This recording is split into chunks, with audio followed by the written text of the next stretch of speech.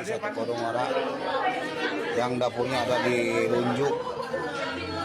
Ini udah banyak nih, ada 20 orang. Bayangkan, kamu sebagai orang tua mengantar anak ke sekolah pagi-pagi. Dia makan siang dari program pemerintah Makan Bergizi Gratis atau MBG yang katanya bergizi. Tapi sore hari dia balik ke rumah bukan dengan senyum, tapi dengan mual, muntah, dan demam.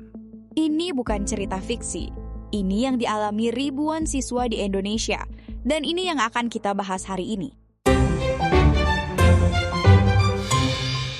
Selamat datang di Titik Fokus. Saya Putri. Dan saya Gilang. Episode hari ini kita bedah habis program Makan Bergizi Gratis atau MBG yang dalam beberapa bulan terakhir nggak habis-habisnya jadi perbincangan. Mulai dari yang viral receh sampai yang benar-benar bikin kita harus berhenti dan bertanya, ada apa sebenarnya di balik program ini?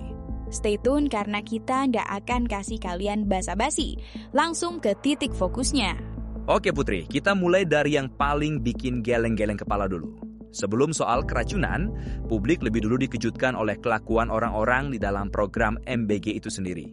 Yang pertama, di Purbalingga, Jawa Tengah, seorang pegawai SPPG bikin status WhatsApp yang bunyinya kurang lebih, peregangan dulu sebelum menghadapi komentar rakyat jelata yang kurang bersyukur.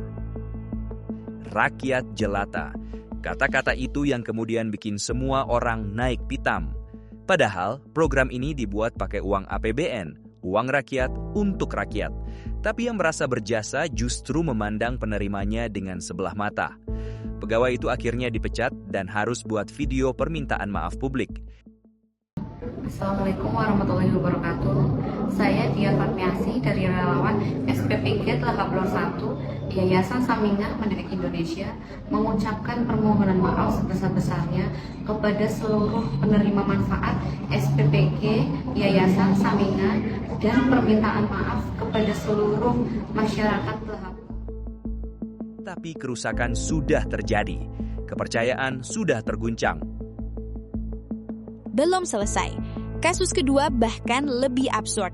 Ada Hendrik Irawan, pemilik SPBG di Bandung Barat, yang videonya viral karena dia joget-joget di dapur sambil pamer bahwa dia bisa dapat 6 juta per hari dari program ini. Dan buntutnya, BGN langsung tutup SPPG miliknya. Tapi ironisnya, yang menanggung akibat bukan cuma dia. Sekitar 150 relawan yang kerja di sana ikut kehilangan pekerjaan. Dua kejadian ini kayak sinyal awal, Gilang. Alarm yang harusnya langsung direspon. Tapi ternyata masalah yang jauh lebih besar sudah menunggu di baliknya. Betul, dan inilah yang paling mengkhawatirkan. Dari rekap data lapangan, warganet dan peneliti mencatat lebih dari 1.000 siswa di berbagai daerah dilaporkan jadi korban keracunan program MBG.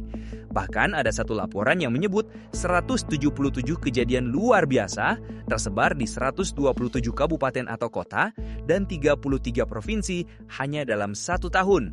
Dan ini bukan sekadar perut mual. Di Klaten, menu MBG positif mengandung bakteri Bacillus sp. Di Kediri, ditemukan E. coli.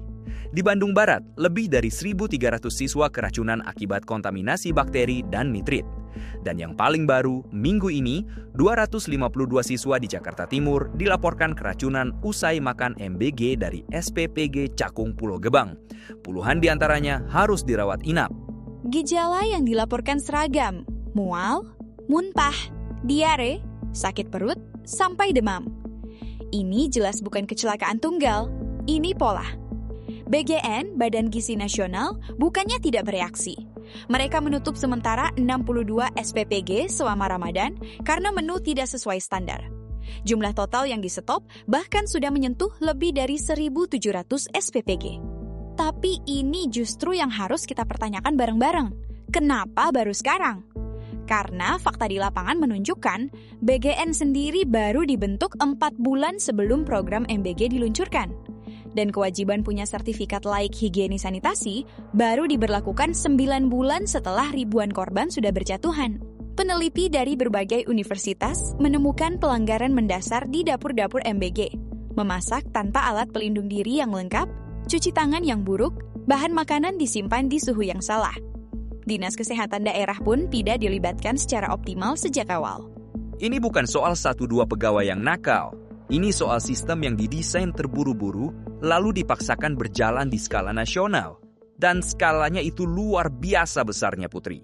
Program MBG tahun 2026 ini anggarannya 268 triliun rupiah, sekitar 7% dari seluruh APBN kita, untuk satu program. Angka yang bahkan tidak ada padanannya di tingkat global untuk program sejenis. 7% APBN untuk satu program, dan sistem pengawasannya baru dibangun setelah masalah meledak. Itu titik kritis yang tidak bisa kita abaikan. Jadi, disinilah kita hari ini. Program MBG bukan ide yang buruk, niatnya mulia, tujuannya benar. Tapi niat yang mulia tanpa fondasi sistem yang kuat bisa berubah jadi bahaya nyata. Dan yang berbayar, harganya adalah anak-anak kita. Yang perlu terjadi sekarang bukan cuma menutup SPPG yang viral, lalu lanjut seperti biasa. Tapi audit menyeluruh, keterlibatan nyata Dinas Kesehatan Daerah, dan transparansi pengelolaan anggaran yang tidak bisa ditawar. Karena pada akhirnya ini bukan soal program pemerintah, ini soal kepercayaan. Dan kepercayaan sekali retak, susah sekali untuk diperbaiki. Itu tadi titik fokus kita. Kalau kamu punya cerita langsung soal program MBG di daerahmu atau pendapat tentang ini semua, share di kolom komentar. Kita semua bagian dari percakapan ini. Tetap kritis, tetap peduli. Sampai jumpa di episode berikutnya.